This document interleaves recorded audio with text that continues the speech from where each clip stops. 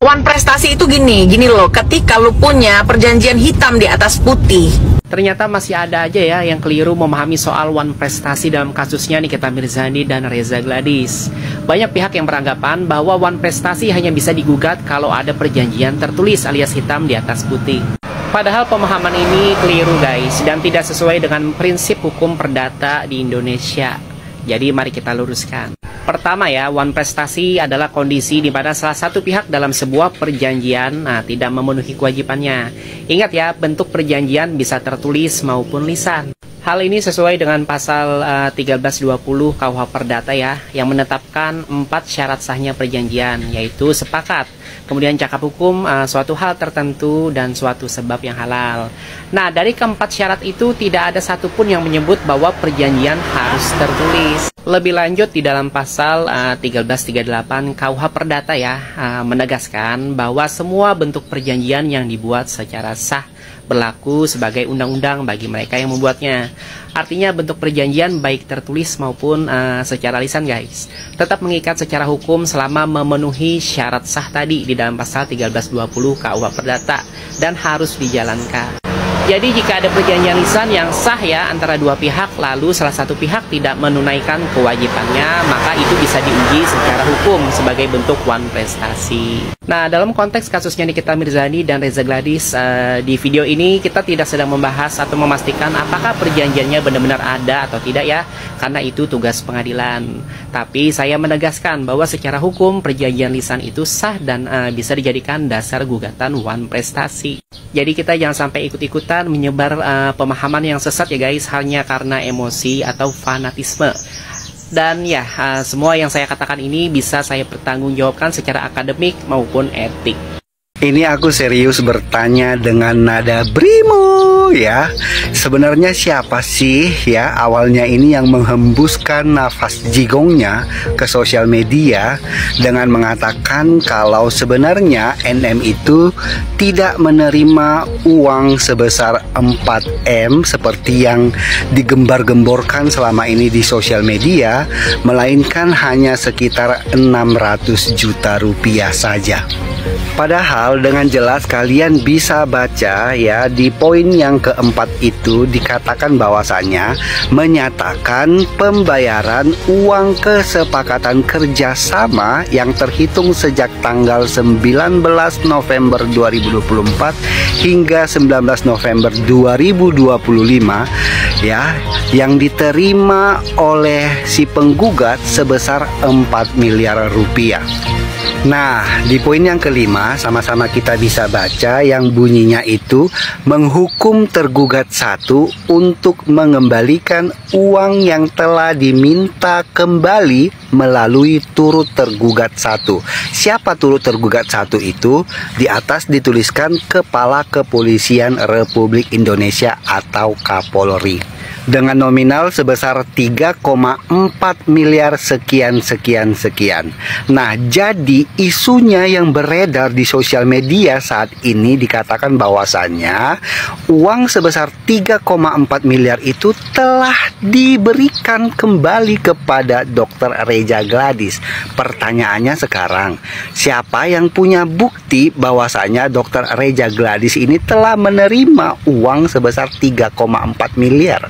Jadi menurut pemahaman saya, karena ini proses pidananya sedang berjalan begitu ya, sedang bergulir, uang yang 3,4 miliar ini yang ditarik kembali melalui turut tergugat satu yaitu Kapolri, ini dijadikan barang bukti atau ditahan dulu seperti itu. Jadi tidak dikembalikan kepada Dr. Reza Gladys.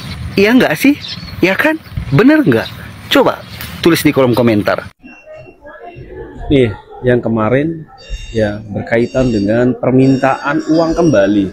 Kenapa ada permintaan 3M berapa? Nih bisa dilihat di sini 3M ya, 3M 400 jutaan ya, yang diminta melalui turut tergugat satu. Turut tergugat satu adalah Kapolri. Jadi kalau memang peristiwa ini adalah pidana, ya pemerasan, harusnya ini tidak bisa diminta kembali karena itu dijadikan barang bukti ya, dijadikan barang bukti untuk di persidangan nanti di pidana, kok diminta kembali ya, berarti Ini bisa dikuatkan, nanti dibuktikan bahwa ini peristiwa perdata antara Nikmir dengan RG.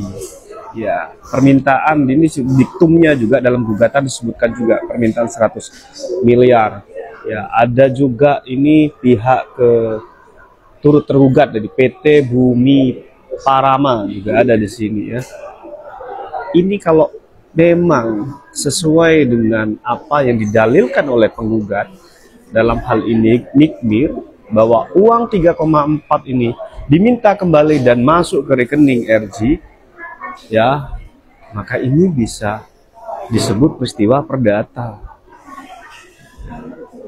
Jadi harusnya ini tidak boleh dikembalikan karena ini karena ini adalah alat bukti, karena ini adalah barang bukti yang disajikan nanti di pengadilan. Ya. Ini menarik nanti ya. Kita lihat nanti bagaimana putusan pengadilan perdata, dan kita juga menunggu sampai kapan P21 Nikmir ya diputuskan. Iya, preman meres bos ruko juga nggak pakai perjanjian. Bos ruko juga nggak nyari-nyari premannya kan, minta-minta ketemu sama premannya, terus bilang ke asisten premannya, bilangin dong sama bos kamu dong, aku mau ketemu nih bos ruko, mau ketemu sama bos preman.